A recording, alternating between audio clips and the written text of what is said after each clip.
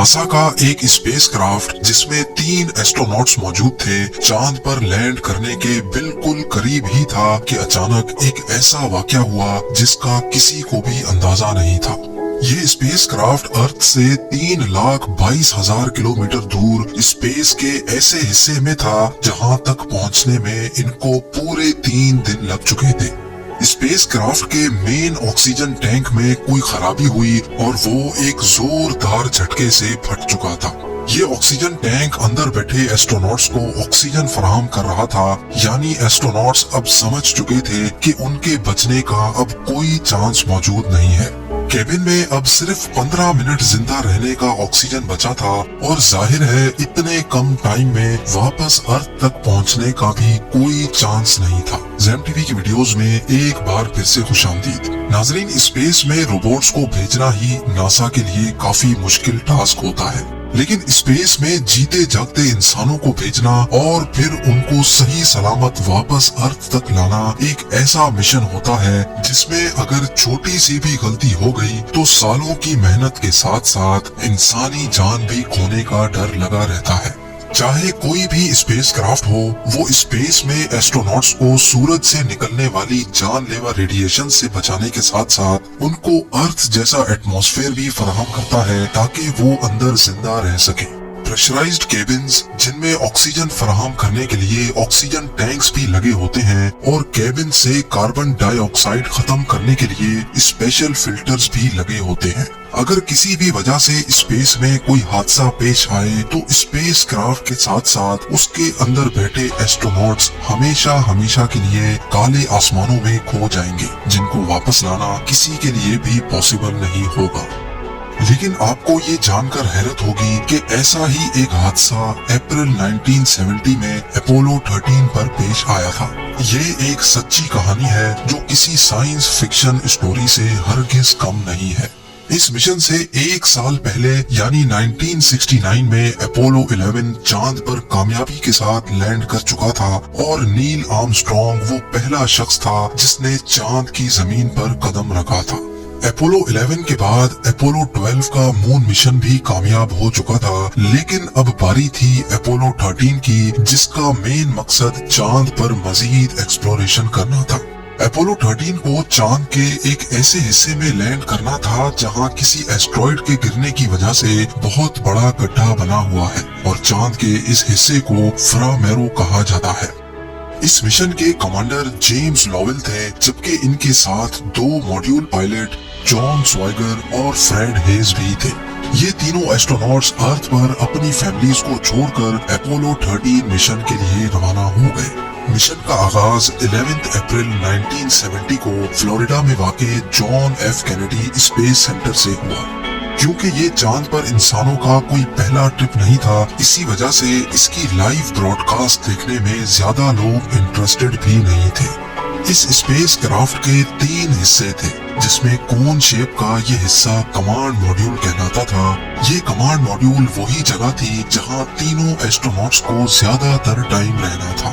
दूसरा हिस्सा, जिसकी शक्ल स्पाइडर जैसी दिखती है, ये लूनर मॉड्यूल कहलाता था और इसका मेन मकसद चांद पर लैंड करना और वहां से एस्ट्रोनॉट्स को वापस लेकर जाना था। तीसरा और आखिरी हिस्सा ये सिलेंडर था जिसमें स्पेस क्राफ्ट का इंजन और ऑक्सीजन टैंक्स मौजूद थे और इसी वजह से इसको स्पेस क्राफ्ट का दिल भी कहा जाता है। अब प्लान ये था कि पहले ये पूरा स्पेस क्राफ्ट अर्थ के ऑर्बिट से निकलकर चांद के गिर्द चक्कर लगाएगा और तभी इनमें से 2 एस्ट्रोनॉट्स सही टाइम पर इस लूनर मॉड्यूल में बैठकर उसको स्पेस क्राफ्ट से अलग करेंगे और चांद पर लैंड कर जाएंगे। चांद पर सैंपल्स कलेक्ट करने के बाद लूनर मॉड्यूल इनको वापस चांद के ऑर्बिट में लेकर जाएगा, जहां वो वापस स्पेस क्राफ्ट से जा मिलेंगे और वापसी अर्थ की तरफ रवाना हो जाएंगे। लेकिन उनको क्या मालूम था कि चांद पर लैंड करना तो दूर की बात, बल्कि ये लोग एक ऐसे भयानक हादसे का शिकार होने जा रहे हैं जो कभी इनके सपने में भी नहीं आया होगा। इनको अर्थ से रवाना हुए 55 घंटे गुजर चुके थे। स्पेस क्राफ्ट अर्थ से 3,22,000 किलोमीटर दूर तेजी से चांद की तरफ रवाना था। इसी दौरान एक एस्ट्रोनॉट ने रूटीन के मुताबिक ऑक्सीजन टैंक का लेवल चेक करने के लिए जब बटन दबाया तो अचानक एक जोरदार झटका महसूस हुआ। ये झटका इतना शदीद था कि कमांड मॉड्यूल में बैठे दूसरे एस्ट्रोनॉट्स ने भी इसको महसूस किया। क्योंकि मॉड्यूल पायलट फ्रेड हेज की मजाक करने की आदत थी, इसी वजह से पहले सबको यही लगा कि शायद इसने फिर से कोई मजाक किया है। लेकिन इस बार फ्रेड हेज भी दूसरे दो एस्ट्रोनॉट्स की तरह हैरान और परेशान था। अभी वो कुछ और सोचते कि तभी मास्टर अलार्म लाइट और electrical power failure light blink करना शुरू हो गई। मालूम पड़ा कि दो इलेक्ट्रिकल वायर्स के मिल जाने की वजह से ऑक्सीजन का एक टैंक पूरी तरह से ब्लास्ट हो चुका है। मिशन कमांडर ने फौरन इस वाक़े की खबर अर्थ पर मौजूद नासा के मिशन कंट्रोल को दी। ये खबर मिलते ही नासा के मिशन कंट्रोल में जैसे अफरा तफरी सी मच गई, क्योंकि नासा के इंजीनियर्स को अच्छी तरह इल्म था कि ऑक्सीजन टैंक फट जाने के इंतहाई खौफनाक नताइज हो सकते हैं। 1-2 मिनटों के बाद जब मिशन कंट्रोल ने स्पेस क्राफ्ट से रियल टाइम डाटा निकाला तो मालूम पड़ा कि न सिर्फ स्पेस क्राफ्ट में एक ऑक्सीजन टैंक फटा है, बल्कि दूसरा ऑक्सीजन टैंक भी तेजी से खाली होता जा रहा है। इसके साथ साथ 3 में से 2 इलेक्ट्रिकल सप्लाईज भी फट चुकी हैं, जो कि स्पेस क्राफ्ट को चलाने का अहम तरीन जरिया थी। एक ही वक्त में इतने ज्यादा मसलों को हैंडल करना मिशन कंट्रोल के लिए हद से ज्यादा मुश्किल था। दूसरी तरफ स्पेस क्राफ्ट में मिशन कमांडर जेम्स लोवेल ने जब खिड़की से बाहर देखा तो उसको सर्विस मॉड्यूल में से कोई गैस लीक होती दिखाई दी। ये ऑक्सीजन गैस थी जो दूसरे और आखिरी ऑक्सीजन टैंक में से लीक हो रही थी। इस वक्त तक तीनों एस्ट्रोनॉट्स को अच्छी तरह इल्म हो चुका था कि वो एक बहुत बड़े मसले में फंस चुके हैं। अब कंडीशन ये थी कि इनकी लाइट्स भी ऑफ हो चुकी थी, इनके पास पीने का पानी भी नहीं था, इनका सिर्फ आखिरी पावर बैकअप बचा था और लगे हाथ जो सांस ये लोग ले रहे थे वो भी आखिरी और लीक शुदा ऑक्सीजन टैंक से आ रहा था। इन मसलों के साथ साथ एक और भयानक मसला भी था। जी हाँ, ब्लास्ट की वजह से पूरा एयरक्राफ्ट अपनी डायरेक्शन चेंज कर बैठा था। इसका मतलब ये था कि अगर इन्होंने फौरन अपनी डायरेक्शन सही नहीं की तो ये हमेशा हमेशा के लिए डीप स्पेस में गुम हो जाएंगे। लिहाजा इनको सबसे पहले अपनी डायरेक्शन ठीक करनी थी।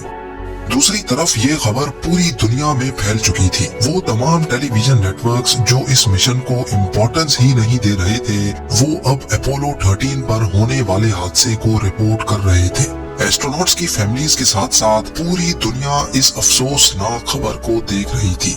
वक्त तेजी से गुजरता जा रहा था। ब्लास्ट को अब पूरा 1.5 घंटा गुजर चुका था। दूसरे ऑक्सीजन टैंक में अब सिर्फ इतना ऑक्सीजन बचा था कि अगले 15 मिनट तक वो कमांड मॉड्यूल को ऑक्सीजन सप्लाई कर सकेगा। इसी मौके पर नासा के मिशन कंट्रोल ने ये फैसला किया कि एस्ट्रोनॉट्स को कमांड मॉड्यूल से निकालकर लूनर मॉड्यूल में शिफ्ट किया जाए। खुशकिस्मती से लूनर मॉड्यूल में उसकी अलग ऑक्सीजन सप्लाई थी, लेकिन मसला ये था कि वो एक छोटी सप्लाई थी और सिर्फ 2 एस्ट्रोनॉट्स के लिए डिजाइन की गई थी। पर क्योंकि और कोई ऑप्शन तो था नहीं, इसी वजह से यही कदम उठाना पड़ा। तीनों एस्ट्रोनॉट्स लूनर मॉड्यूल में चले तो गए, लेकिन ये इन तीनों को कब तक जिंदा रख सकेगा, ये जानने के लिए नासा के इंजीनियर्स जमीन पर रियल टाइम कैलकुलेशंस कर रहे थे। कैलकुलेशन से पता चला कि लूनर मॉड्यूल 3 एस्ट्रोनॉट्स को अगले 2 दिनों तक ऑक्सीजन सप्लाई कर सकता है। लेकिन असल सवाल अभी तक वही मौजूद था कि आखिर ये तीनों वापस अर्थ तक कब और कैसे लाए जाएंगे। ये वो सवाल था जिसका जवाब अभी तक किसी के पास भी नहीं था। अपोलो 13 को अर्थ तक वापस लाने के लिए नासा के पास 2 ऑप्शंस मौजूद थे। पहला ये था कि मेन इंजन को इस्तेमाल करके पूरे स्पेस क्राफ्ट को अर्थ की तरफ लाया जाए, लेकिन क्योंकि ये मेन इंजन भी सिर्फ आखिरी फ्यूल सोर्स पे चल रहा था, इसी वजह से इंजीनियर्स को खदशा था कि रास्ते में ही ये इंजन भी कहीं बंद ना हो जाए। दूसरा ऑप्शन था कि चांद की ग्रेविटी को इस्तेमाल करके स्पेस क्राफ्ट को अर्थ तक धकेला जाए, जिसमें काफी कम पावर इस्तेमाल होगी। नासा मिशन कंट्रोल ने ये दूसरा ऑप्शन चूज तो किया, लेकिन इसमें भी एक मसला था। जी हाँ, वो मसला ये था कि जब स्पेसक्राफ्ट चांद की ग्रेविटी को इस्तेमाल करके पूरा एक गोल चक्कर लगाकर आएगा, तब उसको चांद के ऑर्बिट से निकालकर अर्थ की तरफ धकेलना होगा, और ये काम करना होगा लूनर मॉड्यूल के इंजन की मदद से। लूनर मॉड्यूल का इंजन, जो कि सिर्फ चांद से टेक ऑफ करने के लिए डिजाइन था, उससे ये काम पहली बार लिया जाना था, जो कि काफी ज्यादा रिस्की था। लूनर मॉड्यूल के रॉकेट्स को किस पॉइंट पर और कितनी देर के लिए चलाया जाएगा, ये कैलकुलेशंस भी इतनी आसान नहीं थी। इन कैलकुलेशंस में छोटी सी भी गलती एक बहुत बड़े हादसे को दावत दे सकती है। अर्थ पर नासा के मिशन कंट्रोल ने ये सारी कैलकुलेशंस करके एस्ट्रोनॉट्स को भेजी, और लूनर मॉड्यूल में बैठे एस्ट्रोनॉट्स ने वही किया जैसा उनसे कहा गया था। चांद के गिर्द चक्कर लगाने के बाद एक खास पॉइंट पर पहुंचकर उन्होंने 35 सेकंड तक रॉकेट बर्न किया, जिससे आखिरकार उनकी डायरेक्शन अर्थ की तरफ हो चुकी थी। पूरे 2 दिनों के बाद स्पेसक्राफ्ट 32,000 किलोमीटर पर आवर की स्पीड से चलता हुआ अर्थ के काफी करीब पहुंच चुका था, और अब इनको काफी मुश्किल तरीन चीज का सामना करना था।